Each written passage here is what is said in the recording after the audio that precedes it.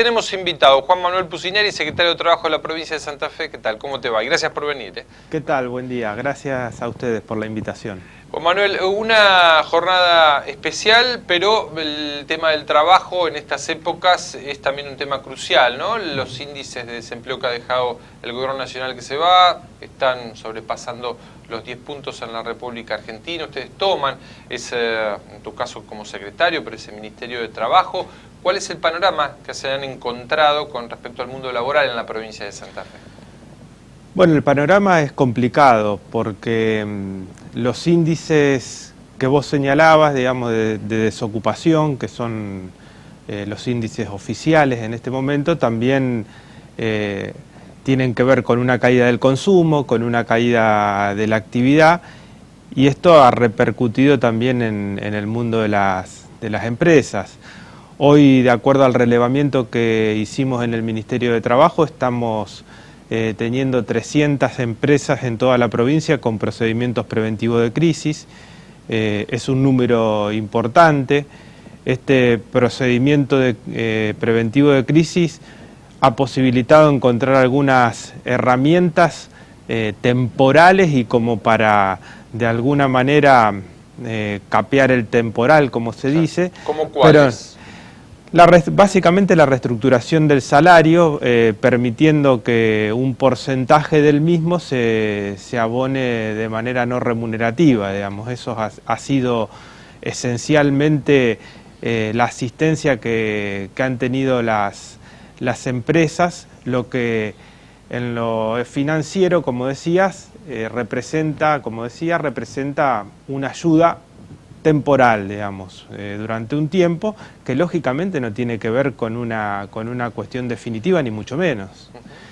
Eso es lo que, digamos, un poco el reflejo de esta realidad socioeconómica y laboral de los últimos años, y que creo que hay que empezar a revertir de manera sistemática. Sabemos que esto no depende exclusivamente de un ministerio, sino que tiene que ver con variables macroeconómicas, y que el ministerio, lógicamente, tiene que hacer el aporte con las herramientas que cuenta. Hay varios casos de conciliación obligatoria, sobre todo en empresas de obra pública, Ruta 1, Acueducto, bueno, ya arrancó, pero varias obras públicas que estaban en conciliación obligatoria. ¿Han tenido algún avance? ¿Cómo van a abordar estos casos? En este momento las empresas que están en conciliación obligatoria no pueden despedir ni suspender, y a su vez el sindicato no puede adoptar medidas de acción directa. La idea es trabajar conjuntamente con las áreas del Ministerio de Infraestructura involucradas. Hay audiencias fijadas básicamente para el mes de febrero, en el que esperamos tener ya un panorama más claro desde el Ministerio de Infraestructura de cuál va a ser el esquema de continuidad de estas obras públicas, de lo cual depende lógicamente el empleo y la permanencia de las empresas en el trabajo. Vos decías en febrero, enero, o sea, acata la decisión del gobernador este decreto de suspender las actividades. ¿Cómo va a trabajar la Secretaría de Trabajo? Las cuestiones, digamos, en principio el Ministerio de Trabajo, que es un área del Estado, va a ajustarse a lo que es el decreto de receso administrativo durante el mes de enero, excepto las cuestiones que tienen que ver con situaciones alimentarias, de pagos, digamos, que lógicamente se van a atender, porque son situaciones que el mismo decreto, al prever las guardias mínimas, está exceptuando. Es decir, las situaciones de urgencia el Ministerio las va a seguir atendiendo en el marco de ajustarse a lo que es el receso del mes de enero. Ustedes, a su vez, en la Secretaría se les va a venir algo complejo, que van a ser las paritarias este año. ¿Ya se está pensando en eso? ¿Se está trabajando? Sí, en el Ministerio de Trabajo funcionan la paritaria de Educación y Salud, esencialmente. En el mes de febrero también van a comenzar la discusión paritaria con las entidades gremiales. La expectativa es esperar a ver cómo se ordena el cuadro nacional, porque tiene mucho que ver con esto, y comenzar la discusión. Siempre la paritaria y el diálogo es un buen ámbito para resolver cuestiones, y nosotros estamos convencidos de que esa es una de las cuestiones fundamentales a atender, y lógicamente esperamos transitarla sin inconvenientes, y tratando de preservar el ámbito, tratando de preservar también el poder adquisitivo de los salarios de los trabajadores estatales en un marco de consenso. Vos decías, van a esperar, esto ocurre casi siempre, ¿no?, en los años paritarios, que la punta la haga Nación, que establezca un piso, un techo, que establezca una referencia de esta paritaria. Es ineludible tener una referencia nacional, digamos. Todo lo que tiene que ver con el salario, con el mundo del trabajo, está atado inescindiblemente con las cuestiones económicas o macroeconómicas, que muchas veces no son de resorte estrictamente provincial, sino que tienen que ver con el desarrollo económico nacional. Entonces, sin esa referencia es muy difícil empezar la discusión. Creo que en esto también los mismos sindicatos están esperando un poco tener este marco referencial, y después sí, abocarnos a lo que es propio de la provincia. ¿Qué orden o qué línea ha bajado Omar Perotti con respecto a la Secretaría de Trabajo? ¿Qué se puede esperar del perfil de esta Secretaría, de este Ministerio de Trabajo? En primer lugar, preservar el empleo. Es una de las premisas esenciales del gobernador Omar Perotti respecto del Ministerio de Trabajo. Estar cerca de la gente que produce, estar cerca de la gente que trabaja, atender las problemáticas, hacerlo de manera coordinada con los ministerios de la producción, en algunos casos con el Ministerio de Desarrollo Social, pero básicamente apostar al empleo. Y después las tareas esenciales del ministerio, de cumplirlas con la mayor intensidad posible. Lo que es la parte de conflicto, lo que es la parte de fiscalización. Esas son un poco las premisas que tenemos en el desarrollo de lo que va a ser la actividad del Ministerio de Trabajo en el próximo tiempo. Hay un tema que también fue decretado por el gobernador, que es revisar los funcionarios del gobierno anterior que han pasado a planta permanente. Se habla cerca de 300, y crea también una comisión especial para hacer esa evaluación de esos traspasos de esos funcionarios a la planta permanente. ¿La Secretaría del Ministerio va a integrar esta comisión? Sí, la Secretaría de Trabajo, digamos, integra esta comisión junto con el fiscal de Estado, con el subsecretario legal y técnico del Ministerio de Gestión y con el secretario legal del Ministerio de Hacienda.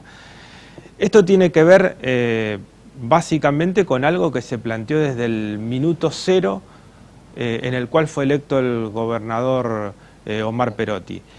En ese momento, y lo recuerdo porque trabajé y colaboré en el tema de la transición, se planteó el cumplimiento de la Ley de Responsabilidad Fiscal. ¿Qué establece la Ley de Responsabilidad Fiscal?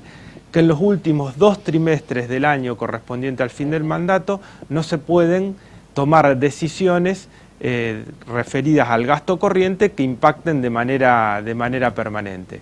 Eso lo planteó en la primer presentación que se hizo al gobierno saliente, digamos, cuando estaba en funciones, se planteó el cumplimiento de la Ley de Responsabilidad Fiscal. Llegado el 10 de diciembre tomamos conocimiento de que esto en principio no se habría observado porque existen, como vos marcabas, un gran número de decretos con asignación de funciones, otros con nombramientos o que tienen que ver con algunas contrataciones. Entonces, en ese marco de cumplimiento de la Ley de Responsabilidad Fiscal es que se van a revisar lo actuado en los 2 últimos trimestres por parte de la gestión anterior. ¿Son cerca de 300 casos más o menos? De asignación de funciones, es decir, de lo que en el ámbito de la administración pública se llaman las subrogancias, digamos, es decir, gente que está cumpliendo una función superior a la que tiene de acuerdo a su situación de revista. Esos decretos están identificados, hay una instrucción a las distintas jurisdicciones, es decir, a los distintos ministerios que decidan respecto de eso, porque te recuerdo que muchas de esas decisiones que se tomaron fueron una vez conocida la nueva estructura de gobierno, es decir, el gobernador estaba proponiendo una nueva ley de ministerios, estaba de alguna manera reordenando de acuerdo a lo que va a ser su gestión o diciendo cuáles iban a ser las nuevas áreas, y no obstante eso se seguían asignando funciones, se seguían con estos decretos. Entonces, me parece que hasta hay una cuestión de irrazonabilidad en esto, digamos, si hay una nueva disposición ministerial, digamos, es lógico que quienes van a cumplir las funciones en los ministerios tengan la posibilidad de revisar lo que se hizo. Claro, estas designaciones pueden ser bajadas, si se quiere, se puede anular este decreto de una subrogancia, por ejemplo. ¿Tiene potestad esta comisión para hacer eso? La potestad va a estar, digamos, con intervención de la comisión y con las garantías de defensa, las jurisdicciones lógicamente van a poder proponer suspender los efectos de las cuestiones que vea que no se adaptan a lo que es el diseño de la gestión o que impliquen disfuncionalidades en la nueva estructura ministerial del gobierno de la provincia. Luego hay casos en el que se prevé una suspensión inmediata que tiene que ver con aquellos funcionarios públicos que fueron designados en la planta o contratados en la planta del Estado en los 2 últimos trimestres y que no tenían, salvo esa situación de funcionarios públicos, una relación anterior con la administración. Es decir, en esos casos el decreto prevé expresamente que con vista, con dictamen jurídico, se pueda disponer la suspensión de los efectos de esos decretos por los cuales, o contratos por los cuales ingresaron estas personas a la administración. ¿Qué análisis políticos hacen de estos? ¿En la retirada Lifchit trató de dejar bien colocado a su gente? Yo creo que en el último tramo hubo un claro exceso y una situación de irrazonabilidad respecto de lo que fue las decisiones referidas al personal. Me parece que eso tendría que haber transitado un camino de mucha mayor prudencia. Yo te reitero que no es una cuestión sorpresiva, sino que fue advertido desde el primer momento.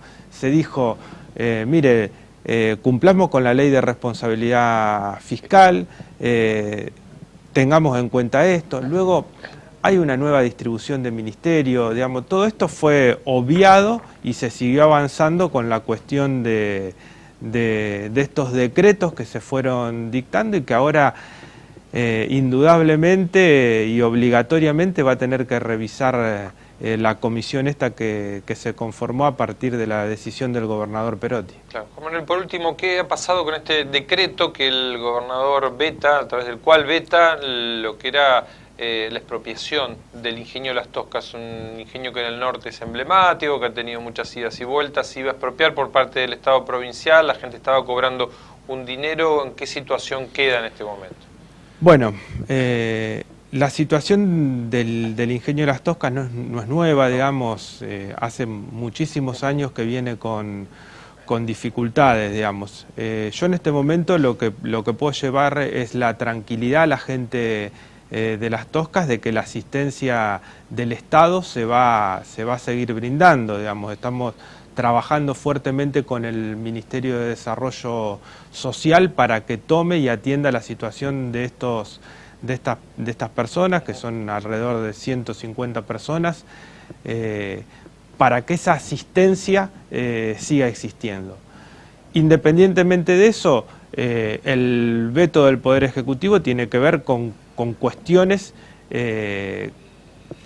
de no adaptación de esta ley a lo que prevé la ley de expropiación. Es decir, la ley de expropiación para el caso de las cooperativas es muy clara, tiene que ser una expropiación a favor de una cooperativa de trabajadores, el precio de la expropiación se tiene que pagar en plazos razonables con el funcionamiento mismo, previendo el funcionamiento mismo de la cooperativa. Todo esto no estaba previsto dentro de la ley de expropiación de Las Toscas, que además, hay que decirlo, no preveía partidas presupuestarias o no preveía partidas presupuestarias para hacer frente a la expropiación. Es decir que técnicamente, digamos, y al margen de la cuestión productiva que tiene que ver mucho con estas dificultades de hace años que tiene el ingenio, la ley era imposible de poner en funcionamiento. Pero reitero, la decisión política es continuar con la asistencia y se está trabajando fuertemente con el Ministerio de Desarrollo Social para que esa asistencia continúe. También consultarte si tiene algo de información de esto que todo el mundo está preguntando, todo el mundo quiere saber si y cómo y de qué manera se va a implementar el aumento al sector privado, que ha anunciado Nación, pero todavía no hay muchos detalles vinculados a esto, se habla 5.000, 8.000 pesos para el sector privado. ¿Cuándo serían? ¿Han tenido comunicación con el Ministro de Trabajo de la Nación por este tema? Sí, lo que sucede es que en este mismo momento se está trabajando porque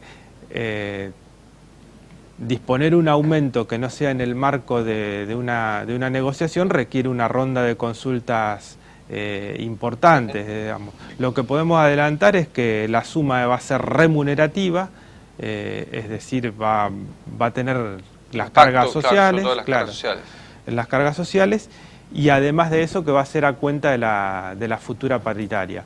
La forma una especie de adelanto de paritaria. Una especie de adelanto de paritaria, posiblemente fraccionado en meses, digamos, el monto que finalmente se decida, y que sí, que va a rondar entre los 5, 6.000 y 8 y 9.000 pesos.